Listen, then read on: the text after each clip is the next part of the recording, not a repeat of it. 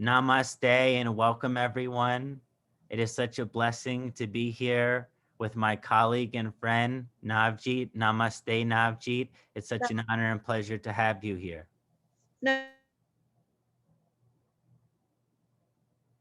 And everybody's waiting for our part 5.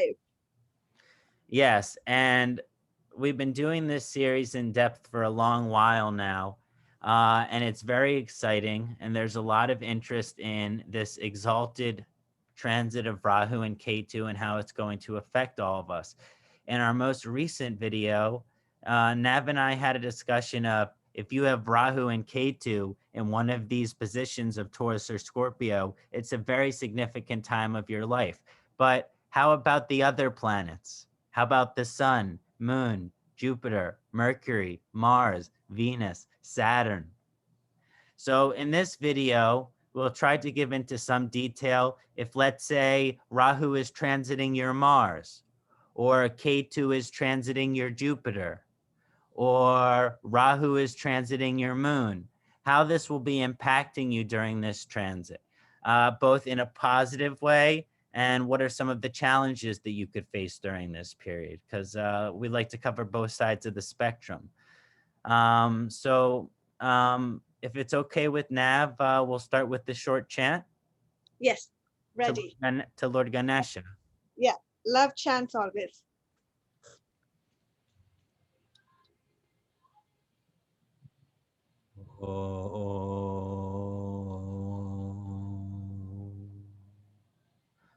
Om Gananam Sva Ganapati Mahavamahe Kavim Kavinam Upamastravastamam Jaistarajam Brahmanam Brahmanaspatanaha Shrinvanu Tibihi Siddhasadanam Vakratunda Mahakaya Suryakoti Samaprabha Nirvignam Kurume Deva Sarvakayeshu Sarvada Siddhi Buddhi Shakti Sahita Shriman Mahakṣaṇāti Pataye Namo Namaha Nirvignam Kuru Om Namah Shivaya Om Amriteshwari Namaha.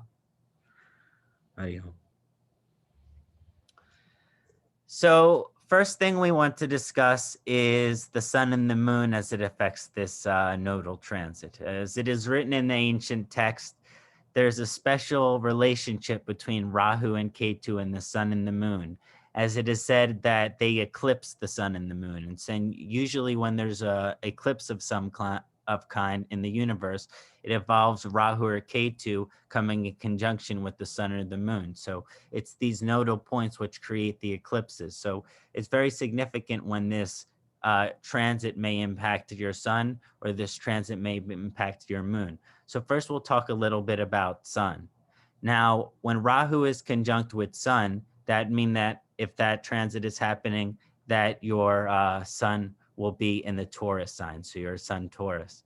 And if this transit is happening to you at this time, you're going to be experiencing something similar to a Rahu-Sun conjunction.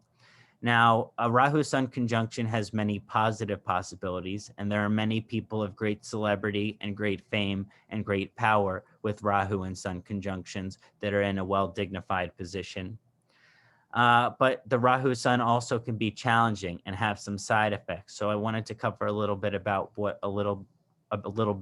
those are going to be. Now, on the positive side, when you combine, see, the thing about the Rahu and the Sun is the Sun represents the healthy ego, the ego that we should have, which means how we should believe in our soul and how we should believe in ourselves. Rahu is the ego we should not have. Right. And so when you combine this karmic energy of the ahankar with the maya of the ego, it can create some confusion as far as the identity, as far as the power, the desire for power. So this conjunction or transit of Rahu on the sun can give a desire for power. It can give a desire for wealth. It could give a desire for fame. It can give a desire for prosperity. And we're not saying that any of those things are negative, but sometimes for people to obtain their goals, they will do negative things to obtain those goals, especially when it comes to power and money and these other things of great temptation in the world of Maya. As we Right. go into this exalted Rahu period, I think a Rahu Sun transit is very significant for that native in terms of what is my healthy relationship with my ego? How do I purge these negative parts of my ego out and believe in myself in a humble, proud, and courageous way, but not in a false, pride, egotistical way. So really the true balance of the ego with the Rahu Sun conjunction. But there is a great propensity for material success, but it's all about keeping that ego in check.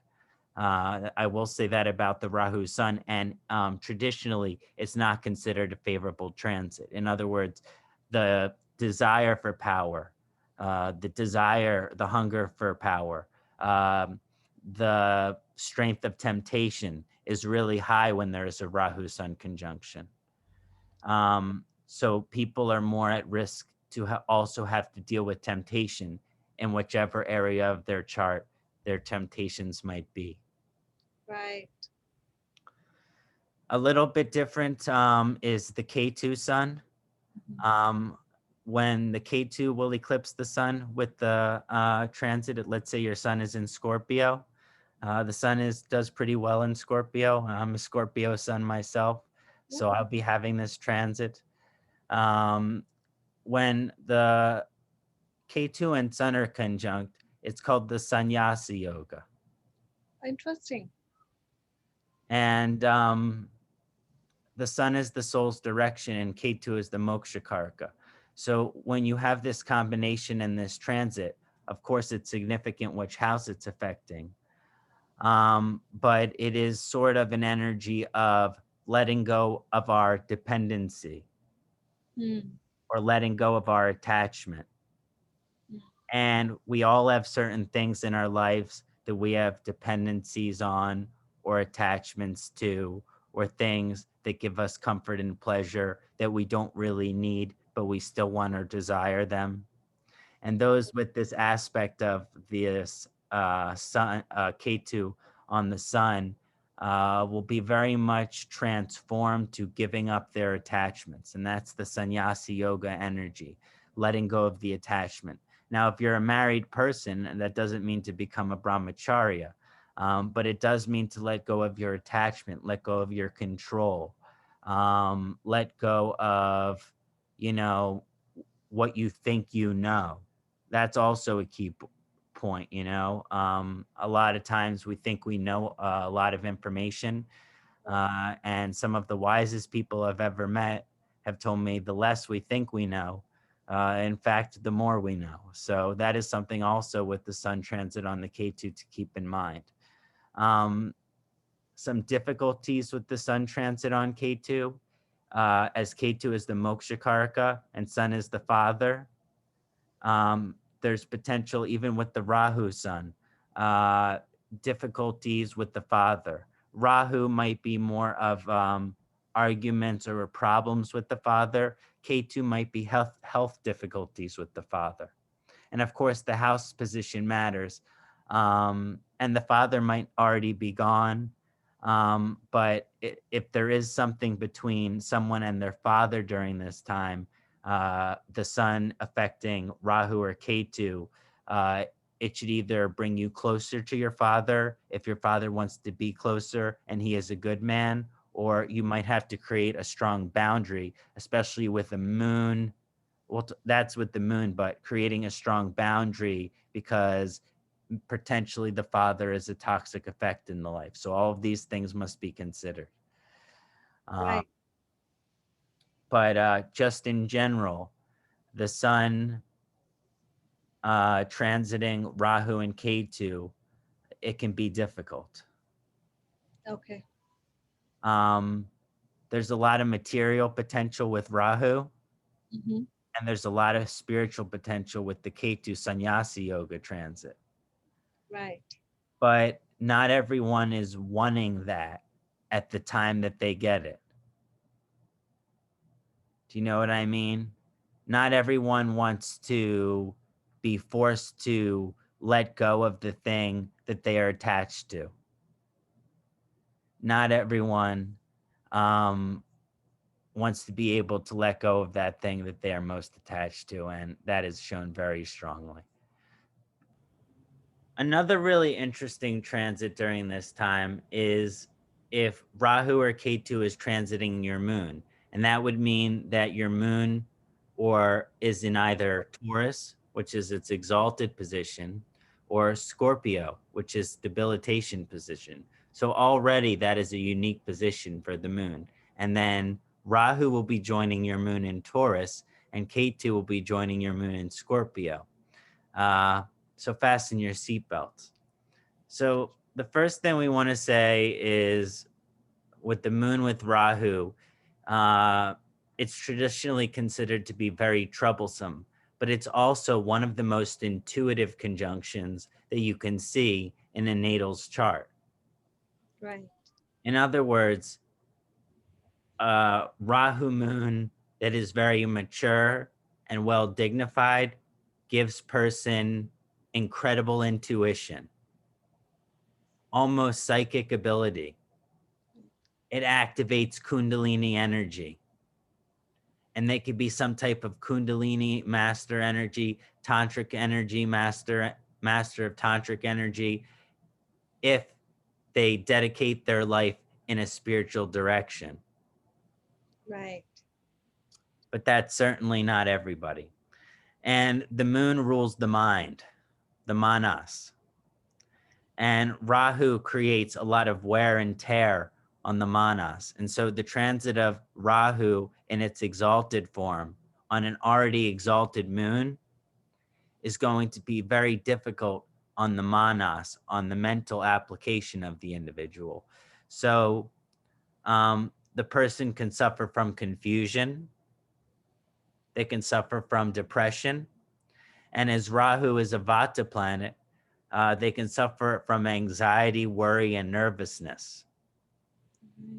And there wouldn't necessarily be a reason why they are suffering from that other than the transit itself.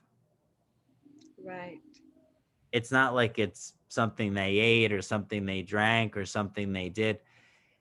They're facing a mental instability or insecurity as a result of the Moon Rahu transit. Right. A little bit of remedy or protection against this transit. You have to be very selective and careful who you surround yourself with, because those with the Rahu moon energy are very intuitive, and they also have empathic potential, which means we pick up on the energies and vibrations of other people. Right.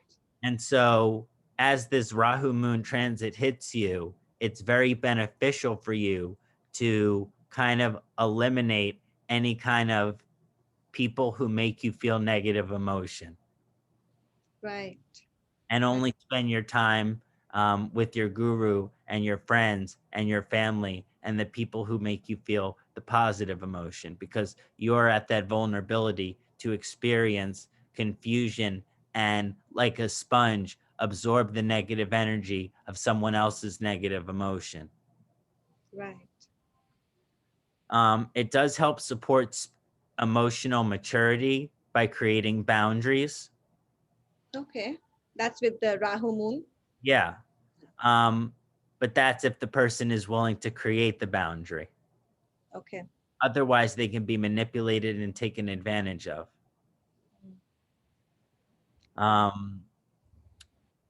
And so, yeah, there's that effect of the Rahu on the mind. And then Rahu also persuades us to think a lot about the future. Right. And so the mind will be persuaded toward thinking about the future, usually about our own future. Right. But Maya can be Rahu can be very much Maya or illusion. So that's speculation. So we're thinking about our unknown future. Right. Another word for that is daydreaming. Right. And it doesn't necessarily support us because it takes us out of our service, responsibility, and dharma here on the physical plane. Right. it might be fun to have imagination about the future, but we must make sure we first prioritize our dharma, our service, our purpose here on this planet first. Right. In other words, people with the Rahu moon transit can get lost with their imagination a little bit. Right. Important to keep that in check. And if it's affecting an Artha house, like the second house or the 10th house, it'll be very productive for the financial wealth of the person. Interesting. Because the moon will be exalted and Rahu represents that material success. So there will be great material success. Although because of the Rahu moon conjunction, it might have to do with something that success coming at a cost or coming at a price or coming at a sacrifice of the individual's happiness. Right. So the moon in Ketu is a little bit different of a transit when the moon is going to be transiting the individual, because the moon in where Ketu is right now, Scorpio, that's where the moon is debilitated. So not only is Ketu exalted, but the moon is debilitated. So the moon loses a lot of its power to the exalted Ketu. Right. And the moon is the mind. But the moon is also the family. Right. And it's also the homeland. And it's many things. It's unconditional love. It's the heart. It's many things. But when the Ketu eclipses the moon in the Scorpio sign, the person is more likely to go into an alternate form of reality.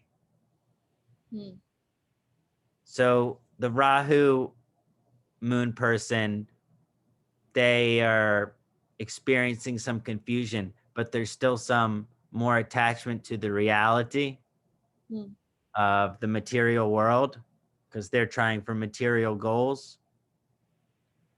But when it comes to the Ketu, the person's mind is automatically dragged towards moksha.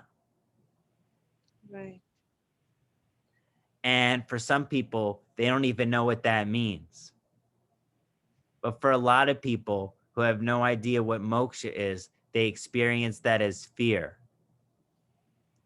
And also, one of the reasons that Ketu is exalted in Scorpio is because of its transformative nature. Right. Those with moon and Ketu transit, their minds will be incredibly transformed over the next 20 months. Right.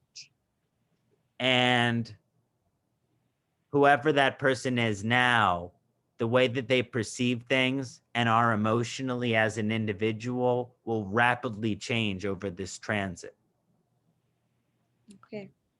So that can be positive if you're a young person trying to become better. Right. That could be negative if you're an old person who has early stage Alzheimer's.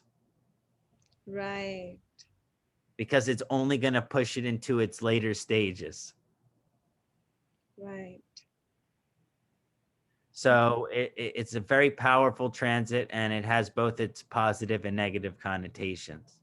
But it does heavily affect the mind.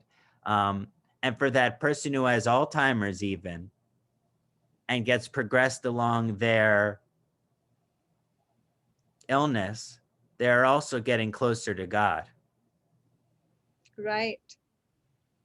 Also, I also noticed a little bit with food. My brother has it. My brother has the moon in Scorpio, and he's lost so much weight. He's not been eating much. So food intake, Yeah, much relevant, but food intake's like much lesser than before. intake of all kinds will be less. Right. The person ultimately, energetically, is kind of being pulled out of this material world. Right. The Ketu moon combination wants to take us to Svarga. Yes. And that's even if you're an atheist. Right. So yeah, that can mean you're not eating. That can mean you're having trouble functioning. You're having trouble performing normal tasks. Correct. Yeah. Why? Because your spirit is pushing you in a much more spiritual direction that you might not be as familiar with. Right. So that's a little bit about the sun and the moon. And first, we'll discuss some benefic transits. Sure. The benefic transit, I think, that's very significant to discuss is going to be Jupiter. Everyone's Jupiter is significant in their chart, and Rahu and Ketu have a very unique relationship with Jupiter. It's not really an enemy to either of them, although some say that Rahu and Jupiter are enemies. It's not really been the case in my case studies so much. They can be if it's not mature and it's not evolved, but it can also be very powerful for the individual. So if you have Jupiter in Taurus, Rahu will be transiting your Jupiter. And Jupiter is the planet of wisdom. And Rahu represents our full mystical or occult potential. But Jupiter's wisdom could be much more in the religious direction. So when the Jupiter is transited by the Rahu, it kind of takes the person out of the dogmatic religious side of spirituality and religion, and it puts them more into the mystical or to the occult side of spirituality and religion, where you find Vastu and you find Jyotish and you find Ayurveda and you find all of the mystical, occult, and esoteric sciences, tarot, palmistry. Nice. This is very significant transit for the individual in terms of them reaching their spiritual potential. And that's something very positive about this transit. But I've also seen, and this is typically called Guru Chandal Yoga, when Rahu and Jupiter are conjunct, there can be difficulty between the individual and the guru. Mm. And I don't mean difficulty in terms of the guru not liking the person or the person not liking the guru. Because I've seen this type of conjunction where the disciple loves their guru. So much so that they can't even contain the Shakti of the presence of their guru. Mm. Wow. And it's very, very powerful. But when that energy is so strong, it can make someone feel a little bit crazy. Hmm.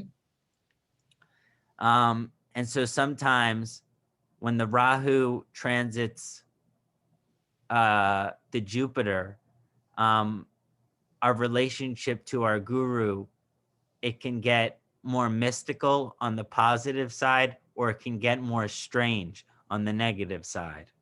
Hmm. For example, guru is teacher, and there is a Sat Guru, which has done their spiritual work and reached the full level of enlightenment. But there are also gurus that people run around and worship them as God themselves. And this Right. is commonly seen with the Rahu Jupiter conjunction, mistaking an enlightened person for an incarnation of the entirety of God itself. Not saying that there's not a part of God within that guru, but God is so massive and inconceivable by our little brains Right. Right. that it couldn't possibly take all of its form in one person. Absolutely. That person would explode into 10 million pieces. Yes. I agree. I mean, even Agni was the only one who could bear Shiva's seed. Not even Parvati could bear Shiva's seed. Mm. If you want to get into the Shastras. Right. So I find that very fascinating. And so The Jupiter Rahu conjunction, it's very positive in terms of the potential for that person to achieve go in their mystical direction. And it also shows that they can incorporate unique gurus, different gurus, or multiple gurus. Right. And that might be healthier than an unhealthy obsession or attachment to one guru. For the individual during this transit, be careful of your the sattvic nature of your relationship with your guru. Right. Now, when Ketu is aspecting Jupiter, Ketu and Jupiter are considered friends. Right. And that's because they're both these heavenly, spiritual energies. Right. And so when someone has a Ketu Jupiter conjunction, if we thought Ketu Moon was going to be pushing them to the heavens, well, then Ketu Jupiter is no exception. Right.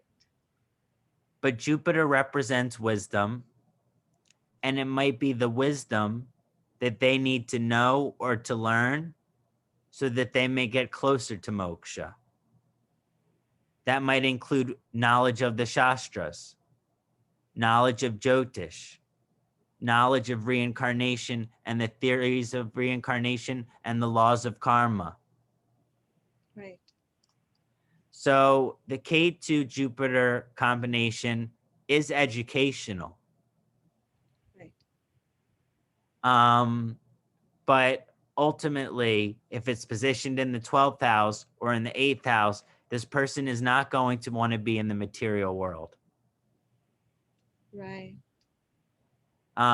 However, if it's positioned in a powerful place like the 10th bhava, they could be bringing spiritual transformation to society. Right. You know, the consciousness, the evolution of our consciousness. I mean, I believe it's happening now. Right. I see that since Rahu and Ketu have gone into their exaltation position, that consciousness is evolving more rapidly.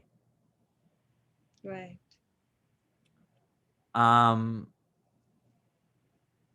At least for most people who are connected to their dharma. We can't say that for everybody.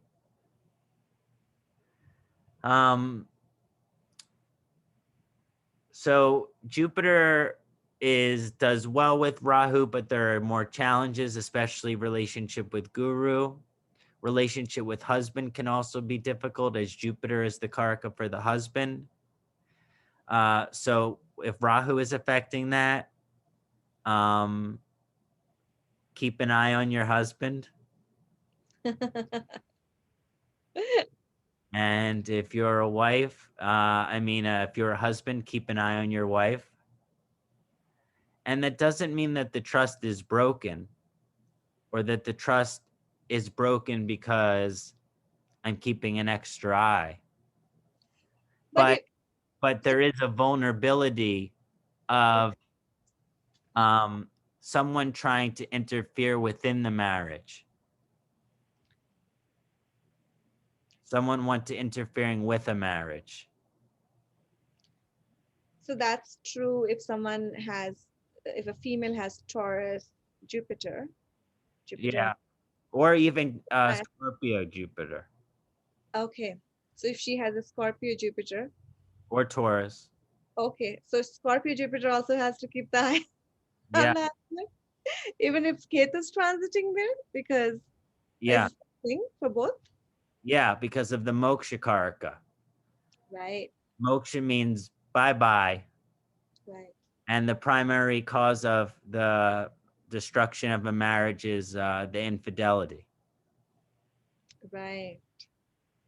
I mean, that's usually the primary reason of, how marriages get broken up. So if a man has Jupiter, Taurus, he also has to keep an eye on the partner too. I have That's, Jupiter Taurus. yeah. One of my brother has it too. I just realized it. Yeah, it's in second house. Yeah. It's just something, yeah, to keep in mind. It means also to keep an eye on yourself Right. because temptation is increased. Yes. So, you know, it's a mirror. Right. It's a mirror. Um, so as far as other benefic planets, we did Sun, Moon, Jupiter. Venus is definitely worth covering here. Um, now, when Rahu transits Venus, Rahu and Venus are friends. Right. And if you have Venus in Taurus, Venus is in its own sign. Yes. So Venus already has strength. Right. And then it's with its friend Rahu. This might be one of the best transits of all of the planets on Rahu, of Rahu. Interesting. It indicates success romantically. It indicates success materially. Nice. And with the Rahu Venus conjunction in Taurus, it shows a lot of accumulation of material wealth Right. and family wealth. So it's like the kind of wealth that's not just for you and your partner, enough wealth for the whole family. It could show the highest potential of wealth in that person's life. Right. So the transit of Venus with Rahu, I think, will be most auspicious. Nice. Good news for Venus Taurus people. Yeah. Um, as for Libra, um, you know, uh, it's not quite the same at all because Rahu won't be there. Right. So, but when Ketu is with Venus, that's at the best a neutral relationship. Okay. Now, Venus wants us to have the proper relationship to the material world. Right. That's why it asserts beauty and value to various things like money and jewelry and romance and love. It asserts a certain value of the life towards it. Ketu wants you to renunciate against those things. Right. So it's more of a conflicting transit with the Ketu and Venus. Right. It could mean that it's financially beneficial for the individual. Okay. But that money isn't really going to stay.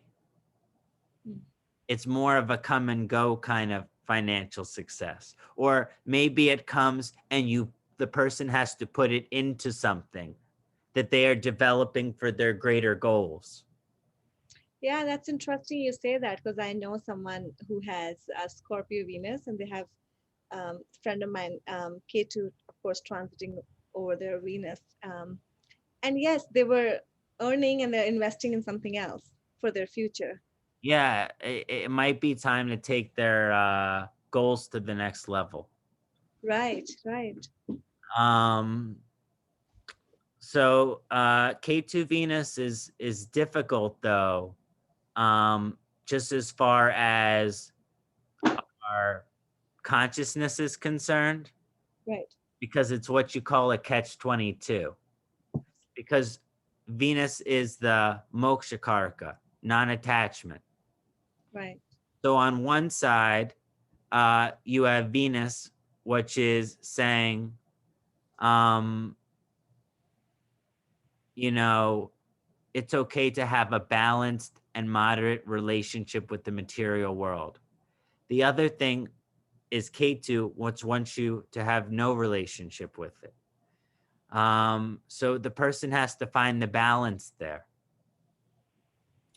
And that kind of means the things in your life that you enjoy with Ketu Venus conjunction, the things that give you pleasure, the things that your romantic pleasures, your financial pleasures, your entertainment pleasures,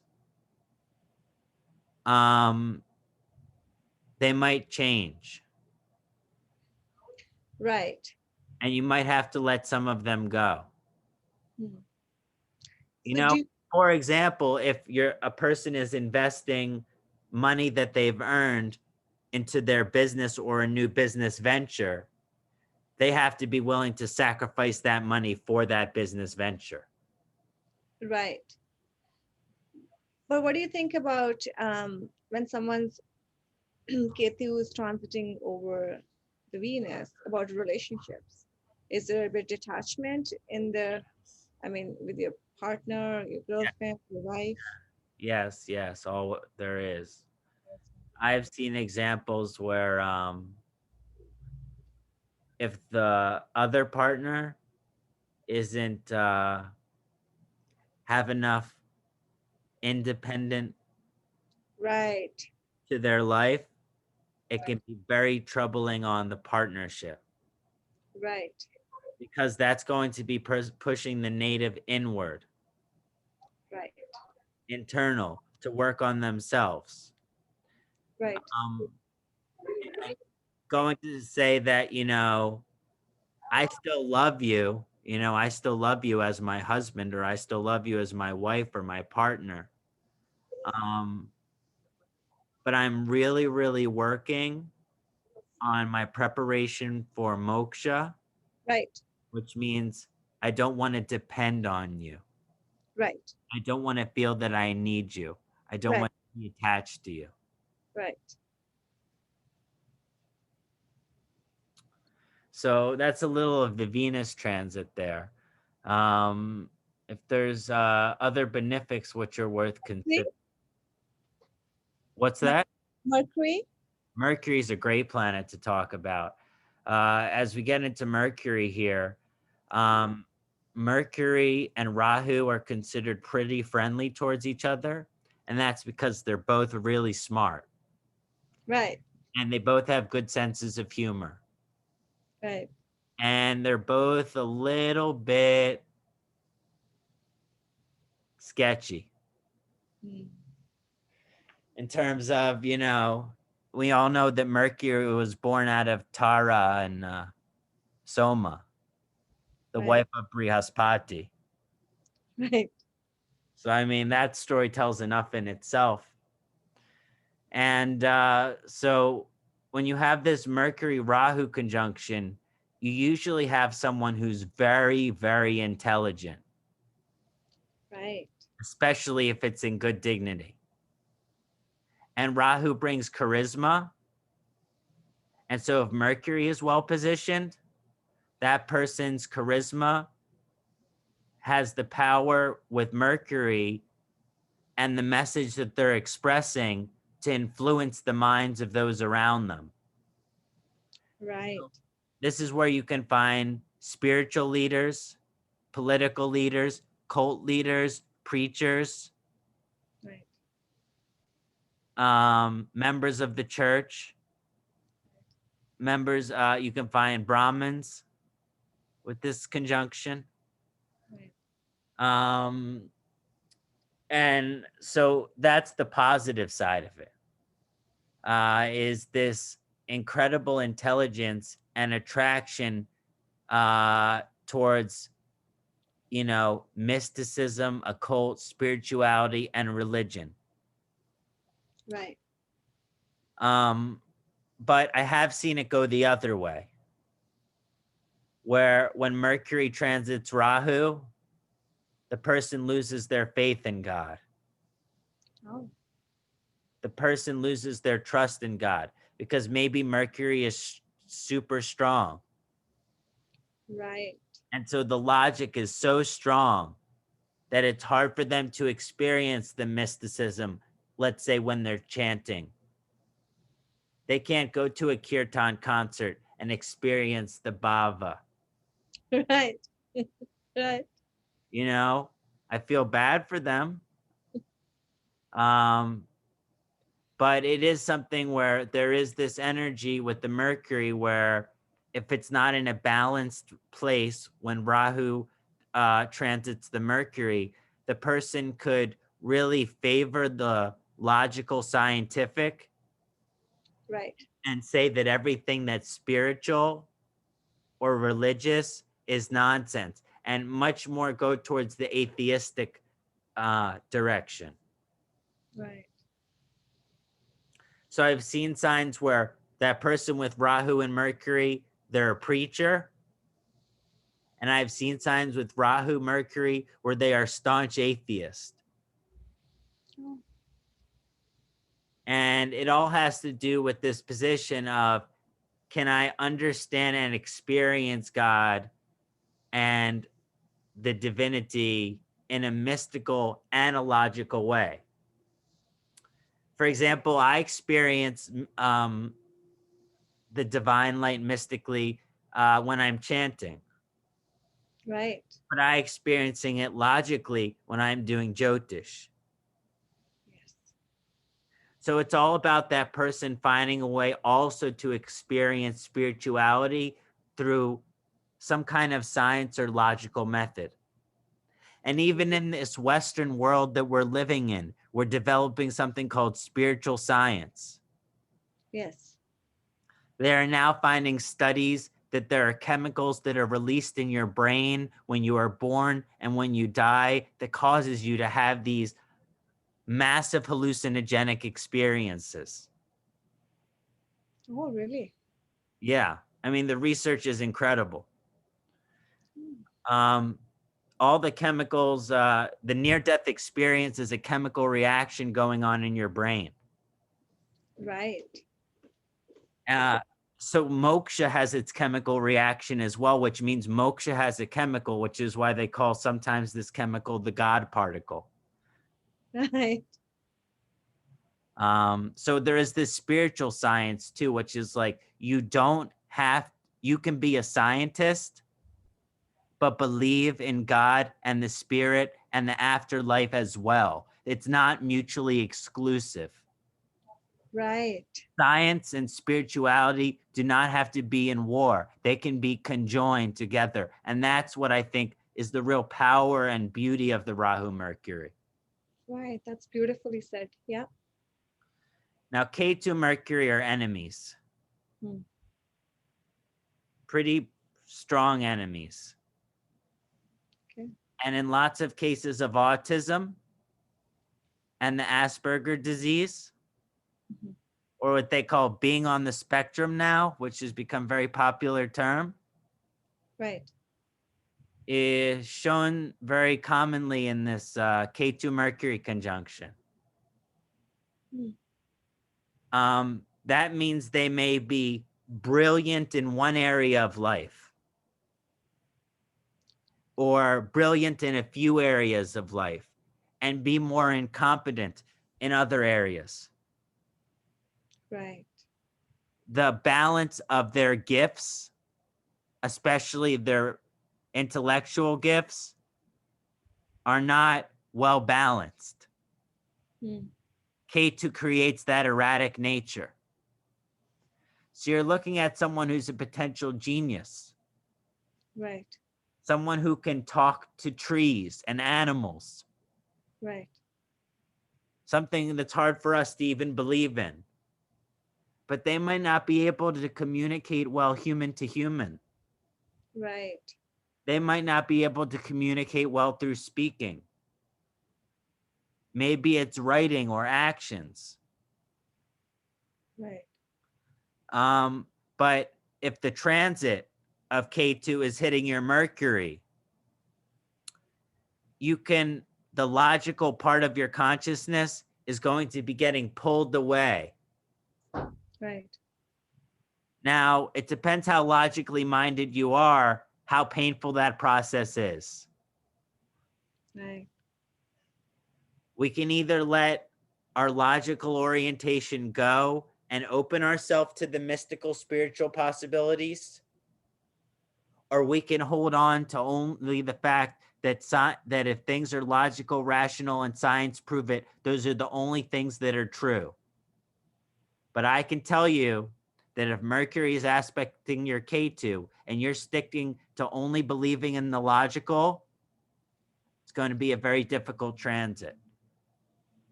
Right. You must open yourself up to the other possibilities.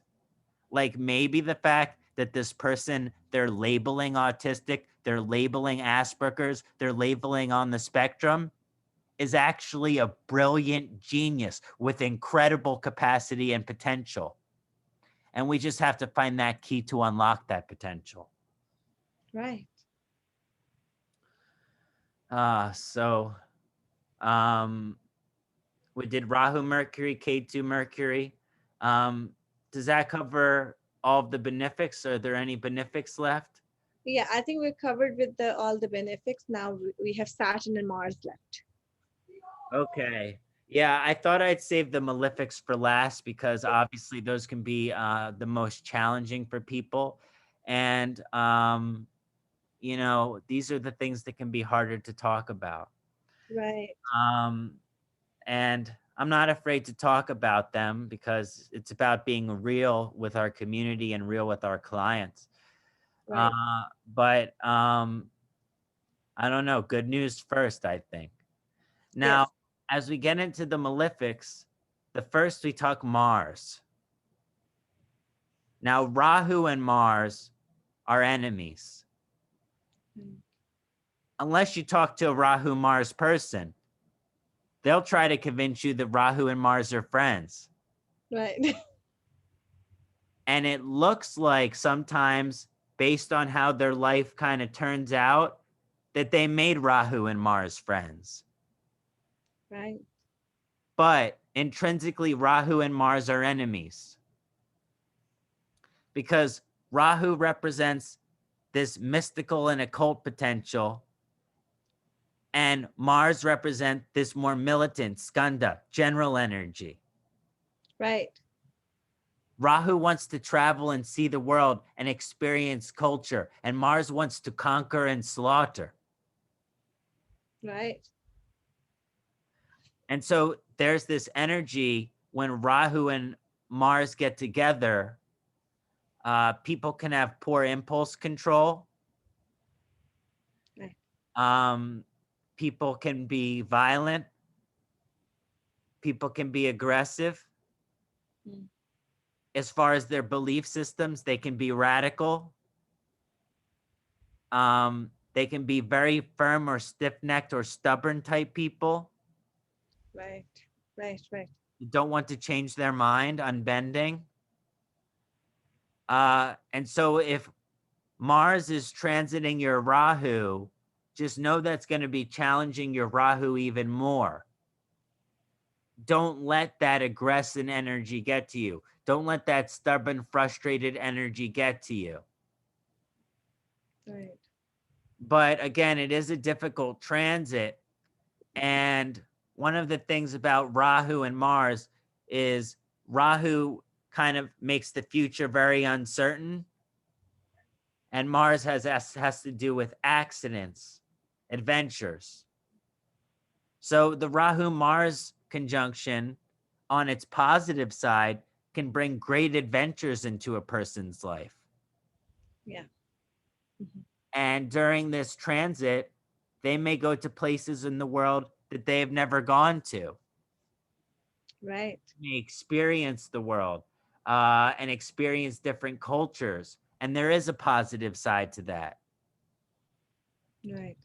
But the dark side of the Rahu-Mars conjunction is that these people can be so strongly attached to what they believe that if you don't believe what they believe, you're their enemy. Mm. So very rigid in their mind. Very rigid, very stubborn, very stiff-necked. And so the remedy for that is to get a back massage. But no, I'm just joking. The real remedy for that is to understand you must pacify Pitta. Right. You must keep these pitta aspects calm and pacified, especially from the mental standpoint. I apologize, it's my neighbor. Yeah, yeah. I and it's very important that you also develop breathing practices that are going to keep pitta under control. You know, like shitali, sheet curry, and Right. working on these various pranayama to keep pitta under control. And Rahu, we also want to keep under control. This conjunction of Rahu Mars, Mars also represents the blood. It Yeah. represents the liver. It represents the skin. So a Rahu Mars conjunction can be very difficult on the human body. Right. So maybe eating a lot of pitta pacifying food, leaving the spices out, lots of cooling drinks. Otherwise, they will have to deal with much inflammation. Right. But it's not just the body, it's also the mind, but we know how deeply interconnected they are. Yes. Yeah. Um, what's more concerning is K2 Mars. Right. And you think it's less concerning. Why? Because K2 and Mars are friends. Mars is in Scorpio, K2's exalted.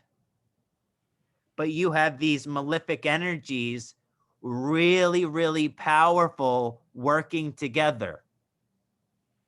Right. Last time this happened, September 11th, Wow. when the towers were destroyed. Right. And then there was war in Afghanistan, and there was war in Iraq. Right. So that's what makes me nervous about some of this transit in general. And I know we've discussed this the earlier part of the videos, and I hope I'm wrong. Right. So yes, it's very important for us to look at this transit of Rahu and Mars and consider the fact to not let that aggressive pitta tendency get involved into our lives. Understand that transit and how it's going to affect us. Now, the K2 Right. transit on Mars and is going to be very significant. Mars will be in its own sign. K2 will be exalted. And what happens to the native is they're already very passionate and enthusiastic because they're Mars Scorpio person. Right. And they feel things very deeply. And then you add K2 in its exalted form to that. And it can add a little bit of craziness. Right. These people, sometimes their belief systems and belief structures are very extreme. And if K2 was just exalted without Mars, they can have an extreme belief structure, but they wouldn't act on it. Like, Right.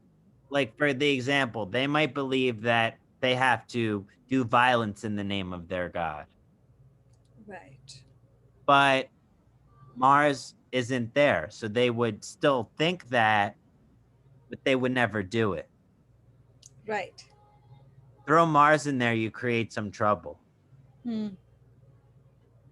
where the person doesn't just feel that way, but now they're persuaded to do it. Right. In a lot of case studies where I look at terrorism, you see K2 Mars. Right. It's And quite violent. in a lot of examples of murder, Mm-hmm. you see the K2 Mars. In a lot of example of natural disaster, Umayha, Mars, son of Earth, you also see the K2 Mars coming into this direct conjunction with each other. So this is significant transit for someone who has um, Mars and Scorpio in their chart. They have an opportunity here to transform most spiritually to reach their highest spiritual potential. They can, instead of going towards violence and aggression and power, which the Mars will push them towards, are going towards their dinacharya, are going towards their sadhana, and is going towards their spiritual practices. But if they are radical in their beliefs, you can expect this transit to make them more vulnerable in their actions. Right. Again, another reason to be more concerned for whoever has this transit, how that might play out for their part in society, because they're the ones who are going to act out the radical beliefs. You know, you have the left, you have the right, you have the middle, and then you have the extreme radical on both sides, Right. which no one can argue is correct. That uses violence and murder to solve their problems. It's just something to be careful about. I mean, if a person already has Mars in Scorpio, they probably already have to work on some anger management stuff. Right. So hopefully they have already been working on it. But if they haven't been working on it and then K2 comes on it, they got to start working on it. Or they're going to lash out on their partners. They're going to lash out at their family. They're going to lash out at their friends. Right. And it has nothing to do with the people that they're lashing out against. When they really need to either put it into their spiritual practices, or it's also considered remedial to practice the martial arts during a transit like this. Right. Or go for exercising. Exercising will help too, right? Yeah, but they're young man and they like to fight. Organized fighting is considered healthy. Wrestling. Right. So the last planet which I'd like to cover, and we always save the best for last, is Yes. Kṣaṇāti.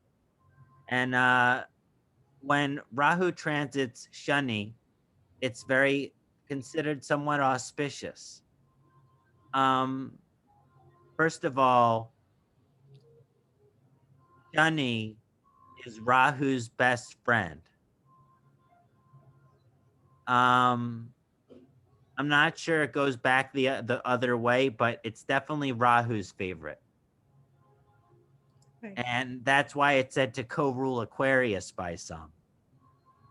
Yes.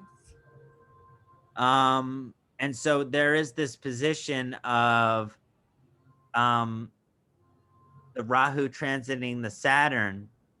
And at first you think that this could be a difficult transit, but both these planets want the same thing. Right. They just have very, very different ways of going about how to get you there. So it's very helpful to understand if you have a Rahu Saturn transit coming, Mm-hmm. the Saturn will be pushing you to get where you need to go by helping you practice patience, Right. by making you practice humility and honesty and virtues and responsibilities and being of service. Right. But ultimately, what Saturn wants you to do with this conjunction is to surrender to the will of the God. Right. Because we have Saturn is called Mahakala, Lord of Time. But we have our understanding of time. That is not necessarily anywhere related to the Deva's understanding of time. As it is discussed, like 1 second of the Brahman is like many millions of years for us or more. Right. Yeah. So there is this energy here of Saturn and Rahu. Rahu also wants you to surrender to the will of God. But how is it going to make you do this? It's going to make it impossible for you to try to find the will on your own. Right. It's going to make the future impossible to predict. It's Mm-hmm. going to make The things that you want to happen quickly, especially with the conjunction of Saturn, happen much slower, if they happen at all. But Rahu gets what it wants, so it will happen, but it will happen much later than you would like it to happen, and it will not look how you thought it would look by the conjunction of Rahu and Saturn. So it's just very important to understand that this Rahu and Saturn conjunction is considered positive in terms of the individual getting what they're yearning for or what they are striving for, but they must completely surrender when they think they are going to get it and how they think it's supposed to look. Like, I'm supposed to be a millionaire by the year 2025. No, maybe you have a couple $100,000 in 2025 and you're not a millionaire till 2035. Right, right. Is it really worth stressing every day over? Letting your mind go crazy? No, this can be a helpful conjunction of where it's just a time to relax and enjoy life and see what life brings you. Right. Now, the Ketu Saturn conjunction is all too familiar because we've been experiencing it for quite some time, finally getting a little break from it. We know what it's like now. We know that it's about a shift in our lives, letting go of our attachments, letting go of what we want, of what we necessarily want to do with what our dharma is and what our responsibilities are. It's not like Saturn and Ketu are enemies. You can consider them friends if you want to. But Saturn represents our mundane responsibilities here on Earth. Ketu represents our desire to ascend to the moksha bhava. Right. So what's that conjunction really going to do? It's going to say, okay, what responsibilities do I have here that I must satisfy so that I can prepare for the moksha, so that I can prepare for the samadhi, so that I can prepare for the enlightenment? What responsibilities or duties do I still have left to my family, friends, job, career, etc., that I must finish so I can truly focus on this spiritual concept? And it can be either an easy period or a hard period for the person because they're going to have responsibilities here in the material world, but a desire to explore the spiritual. And that can be balanced in a really nice way. But if they abandon the spiritual and only focus on their mundane material responsibilities, they will be unhappy. And if they only focus on their spiritual calling, they'll be broke. Right. So it's really about finding that balance of energies between the material and the spiritual. Right. So I think that covers all of the planets. And this has been a very exciting series of discussing Rahu and Ketu's exalted transit and how it will affect everyone's chart, no matter if you have, no matter any planets placed in the signs that Rahu or Ketu are placed in, Taurus and Scorpio. And I hope all of you have been able to assert some information and knowledge from this and apply it to your own charts. I hope that all of you are trying to apply this information to your own charts. And I'd always like to give a special, special thanks to Navjeet for her knowledge and her wisdom and her commentary, as well to and her clarification that she brings to our viewers. So just thank you so much, Navjeet. It is a pleasure to share this series with you. Thank you. Thank you for your time. Thank you for coming and sharing your lovely knowledge and giving us different perspective. I really appreciate that. Thank you. And I know everybody loves it. They leave comments below. So we are loving, and we'll come up with new series. Let us know what you guys would like us to make. You guys can make a comment below, and we would like to bring that subject and love to discuss that. Right, Kṣaṇāti? 100%. I think it's been magical since it started. We wanted to do one video. Now we're on part 6, part 7. And it Right. continues. Now we're going to start a wonderful series. Who knows how many parts that will go?